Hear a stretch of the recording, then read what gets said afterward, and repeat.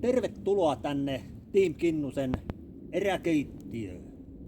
Tänään valmistetaan vaelluksen jälkeistä illallista.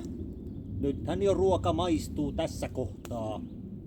Tänään meillä illallisena on kuha ja se valmistetaan tuossa pannulla nuotiolla. Ekana siihen pannulle laitetaan voita ja sen jälkeen tulee viherpeti, sipuli, valkosipuli. Kuulotellaan niitä siinä pikkusen aikaa. Sen jälkeen laitetaan kuha siihen viherpedin päälle, pikkusen sormisuolaa, käännetään kuhaa, annetaan pikkusen suolaa lisää. Ihan pieni hetki se kypsyy ja se on valmista sitten syötäväksi. Ruokajuomana meillä löytyy, tänään on valittu ranskalainen valkoviini ja kattauksen kerran näillä eväillä Team Kinnunen ruokailee tänä iltana.